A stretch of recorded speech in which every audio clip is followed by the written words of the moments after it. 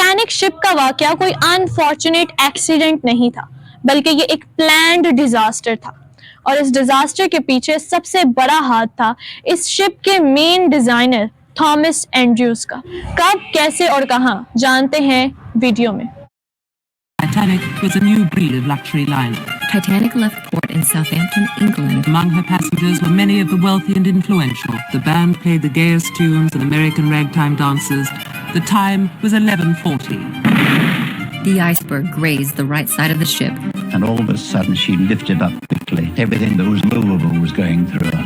I didn't think it was serious because I didn't think it was possible. A big ship like that could sink.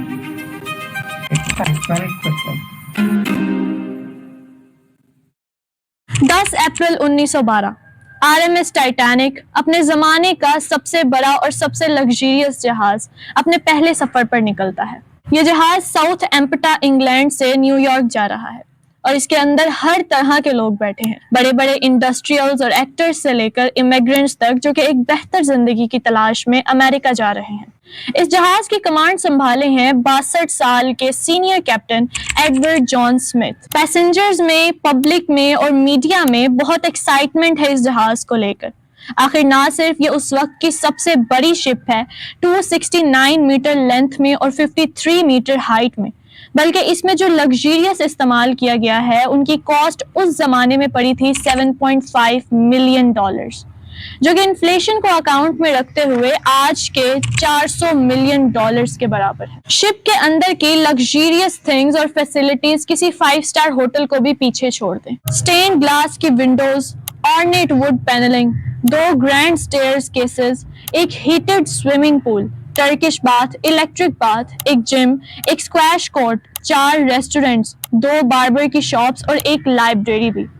और तो और जिस तरह के safety features का इस्तेमाल किया गया था टाइटैनिक को बनाने में, इस जहाज को अनसिंकेबल माना जाता था, यानी कि एक ऐसा जहाज जो कभी डूब नहीं सकता। व्हाइट स्टार लाइन इस कंपनी का नाम था जिसने इस जहाज को बनाया था। इसके वाइस प्रेसिडेंट इतने कॉन्फिडेंट थे इस जहाज को लेकर कि उन्होंने पब्लिक के सामने ओपनली इस बात का ऐलान किया कि ये जहाज अनसिंकेबल है। यहाँ तक तो सब ठीक था, लेकिन इस जहाज की हकीकी तबाही तो तब शुरू हुई जब इस जहाज के मेन डिजाइनर थॉमस एंड्रयूज ने तकब्बुर में आकर खुदा को चैलेंज कर दिया।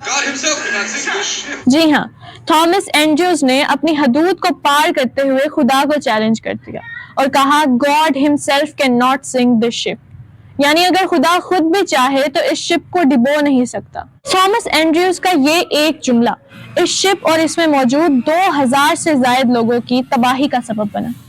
लेकिन सिर्फ ये एक जुमला नहीं, इस शिप में हर वो गुनाह सरेआम किया जा रहा था जिसकी दीन इस्लाम में सख्ती से मुमानियत है। जुआ, शराब नोशी, फहाशी, यहाँ तक के जिना भी आम था। अपने पहले सफर पर रवाना होने के सिर्फ 2 ही दिन बाद 12 अप्रैल 1912 को टाइटैनिक को अपनी पहली आइस वार्निंग मिलने लगी, यानी जिस अटलांटिक ओशन पर ये टाइटैनिक तैर रही है वहां पर बड़े बड़े आइसबर्ग्स मौजूद हैं। जब टाइटैनिक को अपने आसपास मौजूद शिप से आइस वार्निंग मिलने लगी तो वो 2 बार अपने कोर्स को चेंज करती है डेंजर को अवॉइड करने के लिए, लेकिन अपनी स्पीड को कम नहीं करती। 21.5 नॉट्स यानी 40 किलोमीटर पर आवर की स्पीड पर यह जहाज आगे बढ़ता रहता है। 2 दिन बाद 14 अप्रैल 1912 को 7 और आइस वार्निंग्स दी जाती हैं, लेकिन कैप्टन स्मिथ और उनके क्रू इन वार्निंग्स को इग्नोर कर देते हैं। आहिस्ता आहिस्ता सूरज ढल जाता है, रात हो जाती है, टेम्परेचर कम होने लगता है। जहाज के ऊपर एक क्रोज नेस्ट होता है, छोटा सा पार्ट जो कि काफी हाइट पर होता है। इसे लुकआउट पॉइंट भी कहा जा सकता है। यहाँ पर हमेशा किसी को बिठा कर रखा जाता है ताकि वो ध्यान रख सके कि कहीं कोई ऑब्स्ट्रक्शन वगैरह तो नहीं आ रही शिप के सामने। इस जगह पर जो बैठा होता है उसे शदीद सर्दी का सामना करना पड़ता है। एक तो रात का वक्त था, ऊपर से चांद भी नहीं निकला था और ठंडी हवाओं की वजह से आंखों में आंसू भी आ जाते हैं, जिसकी वजह से आगे देखना बहुत मुश्किल हो जाता है। रात के 11:34 फ्रेडरिक फ्लीट नाम का एक बंदा क्रोज नेस्ट में बैठा है। वो अचानक से अपने सामने देखता है एक बहुत बड़ा बर्फ का पहाड़, एक आइसबर्ग। जल्दी से 3 बार घंटी को बजाता है ताकि नीचे बैठे हुए लोग सुन सके। फिर फोन उठाकर ब्रिज पर बैठे ऑफिसर्स को कॉल करता है और चिल्ला कर कहता है, ہمارے سامنے آئس برگز ہیں، جلدی سے جہاز کو لیفٹ سائڈ پر موڑو۔ برج پر بیٹھے first officer William engine room کو یہ میسج پہنچاتے ہیں، لیکن انفارچونیٹلی بہت لیٹ ہو چکا تھا۔ صرف 1 منٹ میں 11:40 پر جہاز اس آئس برگ سے ٹکرا جاتا ہے، اور یہ آئس برگ کوئی چھوٹا موٹا آئس برگ نہیں تھا۔ لینتھ میں یہ 200x400 فیٹ تھا اور ہائٹ میں یہ کروز نیسٹ تک آ رہا تھا۔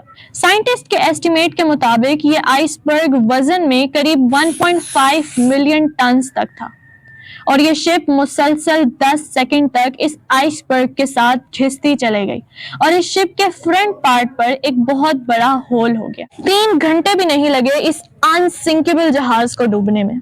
اب آپ لوگوں کے ذہن میں یہ سوال آیا ہوگا کہ ایک ایسا جہاز جو کہ 3 گھنٹے سے بھی کم وقت میں ڈوب گیا صرف ایک آئس برگ سے ٹکرا کر، تو آخر اس میں ایسے کون سے سیفٹی فیچرز تھے جن کے بیس پر اس شپ کے آنرز نے اتنے بڑے بڑے دعوے کیے تھے، اور آخر کس بنیاد پر تھامس اینڈریوز نے خدا کو اتنا بڑا چیلنج کیا، اور اگر اچھے فیچرز تھے بھی تو وہ آخر کیوں نہیں بچا سکے اس شپ کو ڈوبنے سے؟ ان تمام چیزوں کے متعلق جانیں گے ہم انشاءاللہ نیکسٹ پارٹ میں۔ ملتے ہیں نیکسٹ ویڈیو میں، تب تک کے لیے اللہ حافظ۔